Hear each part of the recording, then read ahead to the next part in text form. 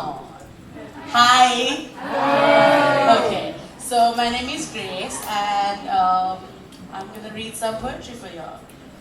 I'm gonna read something newer, and I have something from my book as well. Okay, so I have 4 pieces, and they're all feministy. I mean, I thought that, that beats love poetry, so. I come from a strong line of smart women who did it all. My grandmother could draw with both left and right. She also knew carpentry. She is what we now refer to as a feminist. My other grandmother, the youngest of 7 boys, was forward, loud, bossy. She is what we also know as a feminist. My mother is pro-choice. She drives and travels alone. She is a breadwinner. My aunt divorced twice, outspoken but no longer speaks to her family. I am here as a result of all the women around me that are terrified of the term feminist.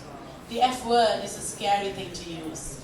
I come here from a long line of sexist men, champion of the patriarchy, my father, my brother, my granduncle, each generation less sexist than the other.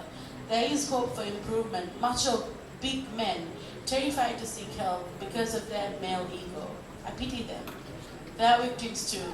I stand here representing my sisterhood, my best friends, strong women, damaged, broken, cheated, still alive, still here. My daughter, fighter of the patriarchy, champion of equality, a feminist, I dare say. My daughter, so beautiful, so strong, survival of the fittest. And my son, the ultimate gift to the world, I dare say, a proud feminist, a product of the patriarchy. So this is called Musings of a Closeted Feminist.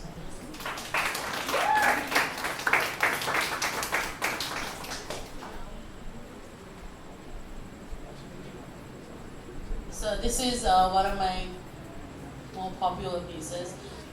It's inspired by Sarah Kay, who's like my idol. This is called Things to Tell Your Daughter. Don't ever tell your daughter she has small hands, as if it's a bad thing. Hands too small to build, to hold, or love, or heal. Tell her that her small hands can escape or enter within tiny spaces, to slip off handcuffs. Tell her she's gifted. Tell her that her fingertips can run through the same number of books and heal the same number of souls as any other, if not more. Small palms can hold grains of sand tighter and butterflies safer, to gut fish or burn monuments. They can rescue birds with broken wings and feed the homeless just as well. They can clap as loudly and hold on as loud. Let her be sensitive to snow and fire alike. Let her build Lego houses and ladders out of candlesticks as well as with heavy bricks. Allow her to play with rainwater, cupping raindrops in her hands. Show her that her hands are magical, that she is strong enough to hold ropes, climb mountains, and row boats. Let her cup her tiny palms and swim through oceans. Tell her to use her feet when her hands are tired. Tell her that her hands aren't a metaphor for her soul or her goals or her capabilities, especially not her capabilities.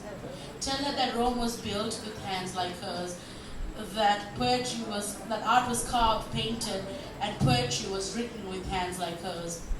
Tell her that she could hold snowflakes as well as build the next Great Wall.